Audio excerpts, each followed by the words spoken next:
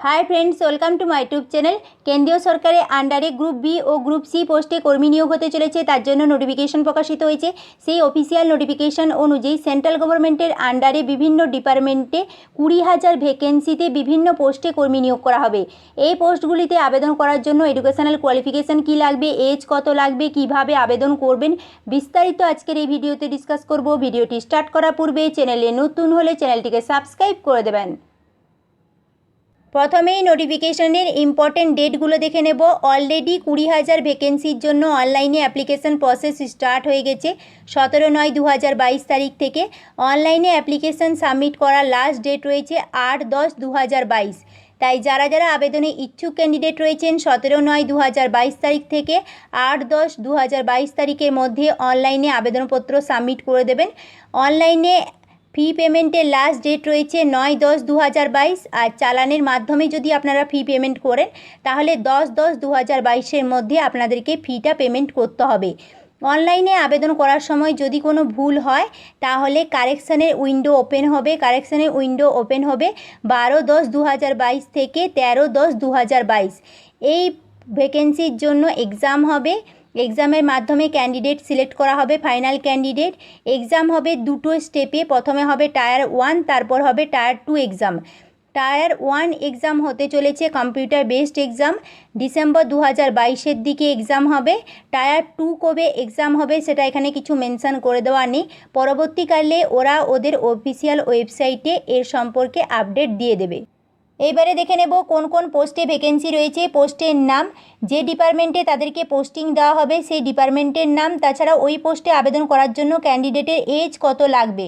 Pay level 8-এর আওতায় রয়েছে assistant audit officer and assistant accounts অফিসারের পোস্ট। এই পোস্টের পোস্টিং রয়েছে ইন্ডিয়ান অডিট অ্যান্ড অ্যাকাউন্টস ডিপার্টমেন্টে। এই পোস্টে আবেদন করার জন্য ক্যান্ডিডেটের এজ 30 বছরের মধ্যে হতে হবে। নেক্সট, পে লেভেল 7-এর আওতায় রয়েছে অ্যাসিস্ট্যান্ট সেকশন অফিসারের পোস্ট। এই পোস্টের পোস্টিং রয়েছে central secretariat service, intelligence bureau, ministry of railway department, ministry of external affairs AFHQ, ministry of electronics and information technology, other ministries department and organisation. এই পোস্টগুলো group B post. এই পোস্টগুলোতে আবেদন করার জন্য ক্যান্ডিডেটের এজ 20 থেকে 30 বছরের মধ্যে হতে হবে। প্রত্যেকটা পোস্টের ক্ষেত্রে আলাদা আলাদা এজ লিমিট চাওয়া হয়েছে, একটু ভালো করে নোটিফিকেশনটা চেক করে নেবেন। Next, inspector of income tax post. এই পোস্টে পোস্টিং রয়েছে CBDT। এই পোস্ট গ্রুপ সি পোস্ট। এই পোস্টে আবেদন করার জন্য ক্যান্ডিডেটের এজ 30 বছরের মধ্যে হতে হবে। Inspector central excise, inspector preventive officer and inspector examiner, এদের পোস্টিং রয়েছে CBIC ডিপার্টমেন্টে, গ্রুপ বি পোস্ট। এই পোস্টের জন্য এজ চাওয়া হয়েছে 30 বছরের মধ্যে।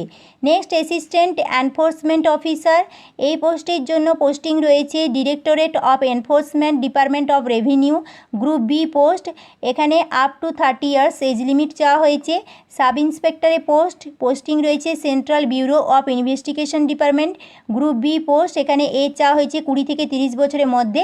Inspector post. এই পোস্টে পোস্টিং রয়েছে department of post, ministry of communication, group B post. এই পোস্টের জন্য এজ চাওয়া হয়েছে নট এক্সিডিং 30 ইয়ার্স, অর্থাৎ 30 বছরের মধ্যে এজ হতে হবে।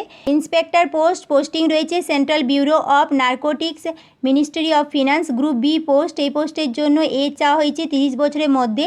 নেক্সট, পে লেভেল 6-এর আওতায় রয়েছে অ্যাসিস্ট্যান্টের post, divisional accountant, sub inspector or junior intelligence officer, junior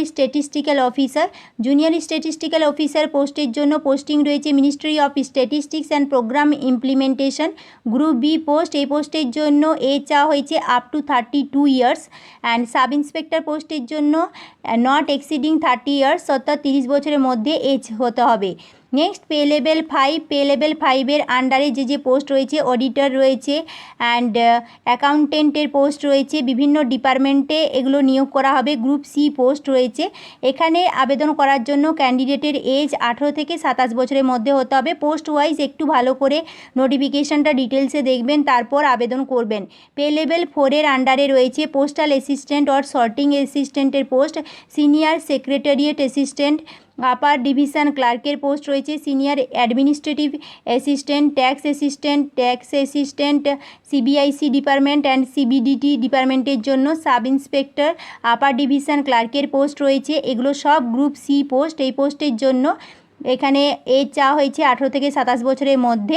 গভর্নমেন্টের রুল অনুযায়ী এজ রিল্যাক্সেশন রয়েছে। এসসি এসটি ক্যান্ডিডেটরা 5 বছরের বয়সে ছাড় পাবেন, ওবিসিরা 3 বছরের বয়সে ছাড় পাবেন, পিডব্লিউডি ক্যান্ডিডেটরা 10 বছরের বয়সে ছাড় পাবেন।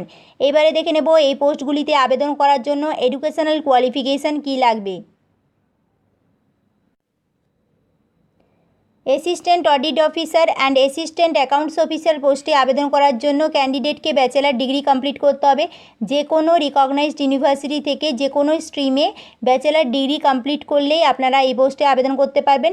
জুনিয়র স্ট্যাটিস্টিক্যাল অফিসার পোস্টে আবেদন করার জন্য ব্যাচেলার ডিগ্রি কমপ্লিট করতে হবে যে কোনো সাবজেক্টে, যে কোনো রিকগনাইজড ইউনিভার্সিটি থেকে, কিংবা or institute with at least 60% marks in mathematics at 12th standard, অর্থাৎ উচ্চ মাধ্যমিক পাস যোগ্যতাতেও আপনারা এই পোস্টে আবেদন করতে পারবেন, কিন্তু সেখানে 60% মার্কস পেতে হবে ম্যাথমেটিক্সে। তাছাড়া ব্যাচেলার ডিগ্রি কমপ্লিট করতে হবে স্ট্যাটিস্টিক্স থেকে, তাহলেও আপনারা এই পোস্টে আবেদন করতে পারবেন। আদার যত পোস্ট রয়েছে তার জন্য ক্যান্ডিডেটকে ব্যাচেলার ডিগ্রি কমপ্লিট করতে হবে যে কোনো স্ট্রিম থেকে, তাহলেই আপনারা এই পোস্টগুলিতে আবেদনপত্র সাবমিট করতে পারবেন। এই পোস্টগুলিতে আবেদন করার জন্য অ্যাপ্লিকেশন ফিজ লাগছে 100 টাকা। তবে women candidate, SC ST, PWD ক্যান্ডিডেটের জন্য কোনো টাকা লাগবে না। অল ইন্ডিয়া এক্সাম হবে, অনেক এক্সাম সেন্টার রয়েছে। তার মধ্যে আমাদের ইস্টার্ন রিজিয়নের মধ্যে ওয়েস্ট বেঙ্গলের আন্ডারে অনেকগুলি এক্সাম সেন্টার রয়েছে। আসানসোল আছে, বারওয়ান, দুর্গাপুর, কল্যাণী, কলকাতা, শিলিগুড়ি।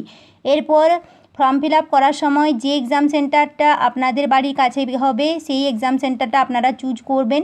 অনলাইনে আপনাদেরকে ফর্ম ফিল আপ করতে হবে। অনলাইনে আবেদন করার জন্য এসএসসির যে অফিসিয়াল ওয়েবসাইট রয়েছে ssc.nic.in, এই অফিসিয়াল ওয়েবসাইটে যাবেন।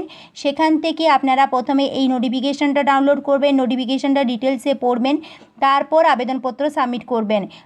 নোটিফিকেশানটা ডাউনলোড করতে কারোর যদি কোনো সমস্যা হয় তাহলে আমার টেলিগ্রাম চ্যানেলে জয়েন করবেন। আমি সেখানে এই নোটিফিকেশানটা দিয়ে দেব। সেখান থেকে ডাউনলোড করে নোটিফিকেশানটাকে ভালো করে পড়ে তারপর আপনারা অনলাইনে অ্যাপ্লিকেশান সাবমিট করবেন। অনলাইনে আবেদনপত্র সাবমিট করার সময় যদি কারোর কোনো সমস্যা হয় তাহলে আমাকে কমেন্ট করে জানাবেন, আমি অতি অবশ্যই অ্যান্সার দেওয়ার চেষ্টা করব। অ্যাপ্লিকেশান করার সময় আপনাদেরকে নিজের পাসপোর্ট সাইজ ফটো জেপিইজি ফরম্যাটে 20 KB থেকে 50 KBর মধ্যে এই ফাইলটা আপলোড করতে হবে। তাই অ্যাপ্লিকেশান সাবমিট করার পূর্বে আপনারা যখন অ্যাপ্লিকেশান সাবমিট করতে বসবেন তখন তার পূর্বে এই ফটোটা আপনারা রেডি করবেন, তারপর অ্যাপ্লিকেশান করতে বসবেন।